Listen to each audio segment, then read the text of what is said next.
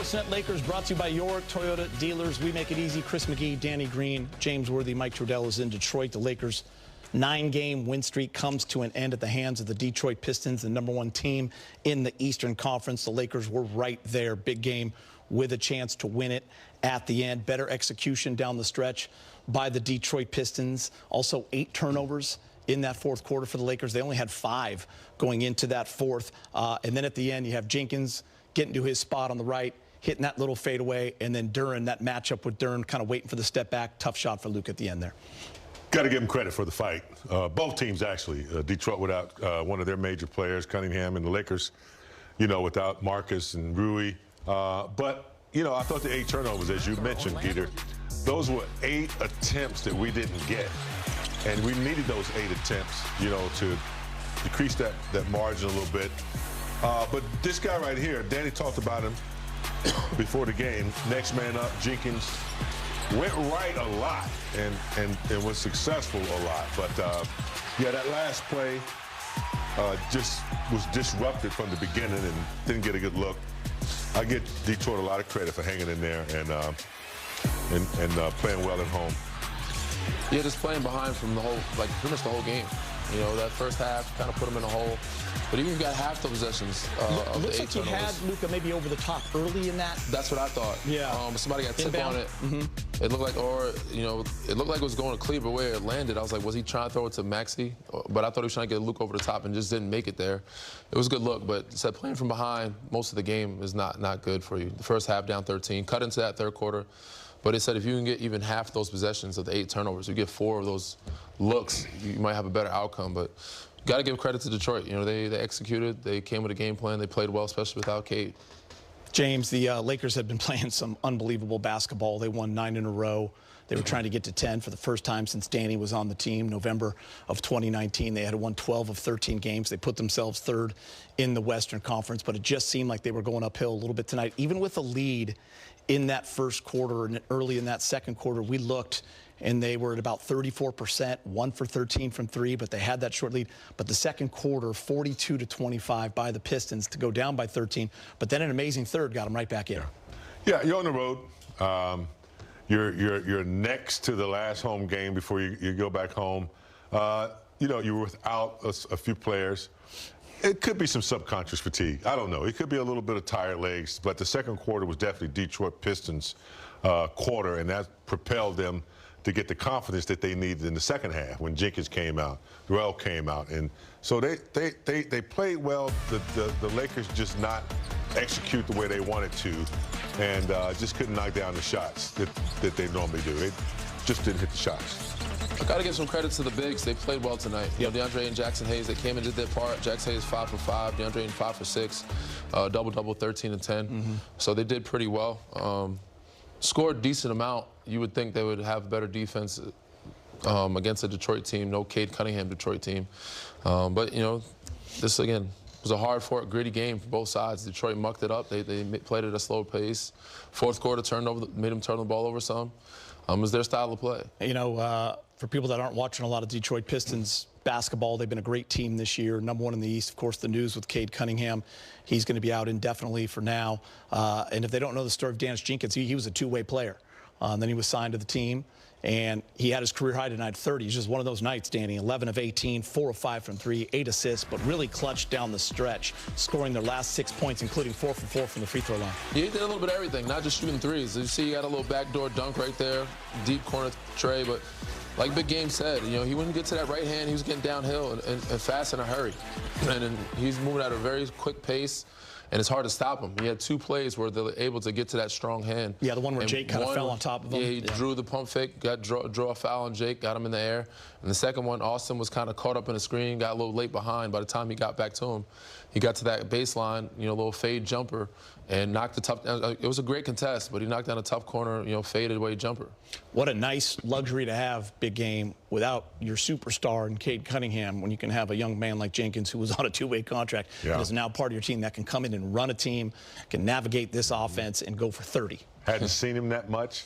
And definitely not used to that lightning speed. It's one thing, you can be playing decent defense in your mind, But with that kind of quickness, as soon as he touches the ball, it's hard to judge it. And they just could not get him to go left at all. He's too quick.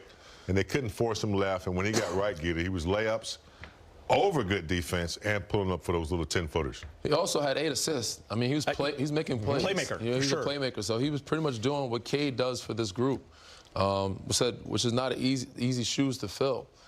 So yeah, he got Paul Reed involved. He got other guys involved, you know, that was making some baskets. They played a really good floor game, and he was the lead of it. He was the head of the snake. Jalen Duren, of course, a 20-11 night. Yeah, I was just going to talk about him, Danny. 20-11, the double-double. But I think more important than that, he was 10 for 10 from the free throw line. Yeah, you don't see that from bigs. He just has a really good touch. You could tell. Not only is he able to knock down a mid-range, have a good touch around the rim, he has got a little handle too. Like, so he's able to handle the ball, start the offense, and make some plays happen, make it easier for some of their guards to not have to bring the ball up every time. But he's got a lot in the bag, and one of those is shooting free throws, making free throws. So he's not just a foul guy. He's not a guy that you can just foul. Like most lob threats, big men, you can just foul, and they won't make free throws. He's been putting pressure on teams in a numerous amount of ways. He is a big body too. He's huge. I looked at his upper body. His shoulders round. You're not going to move him. Has pretty good footwork too. I was surprised to see him, you know, put the ball on the floor a couple times and put it off the glass. But good contribution. Their bench also, they got a nice variety of points from their bench as well. So, yeah, Detroit, you know, they have a system in place that's pretty good. You know, especially when Cade's in the game and Cunningham. Without him, they still play Detroit basketball, and it's pretty solid. You know, it's interesting, James, we were down there December 28th, no AR. Obviously, Detroit had Cade. It was a different Laker team at that point. The Pistons kind of ran them off the floor in that second half, and it kind of leads me to what this Laker team is now. It's a much different basketball team, and you got to give them a lot of love. It has been a lot of fun, this run that they were on, 12 of 13, 9 in a row, in the teams that they were beating and competing with, and they were about to, you know, they were this close to going 5-0 on this 6-game road trip, something the Lakers have not done in about 17, 18 years. But they come up a little bit short. But it has been some great basketball, as you see what the big three did tonight. Luka Doncic once again, 32 points. That's his 10th straight 30-plus game. He moves into a list of Lakers that have done that.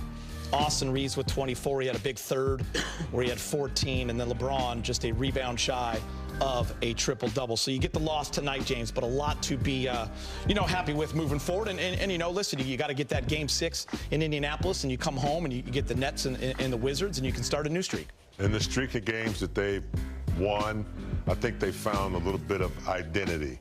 There's something that they've been searching for all year long. It wasn't on the offensive end.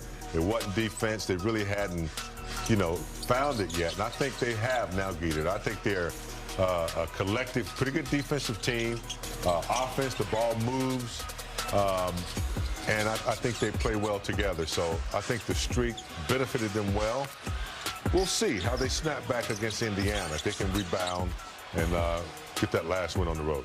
Yeah, I mean, who would have thought they'd be 4-1 going to their last game on the road trip? Yeah.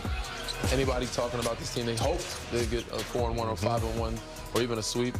But people realistically thought, like, oh, if we can go 3-2, it'd be great.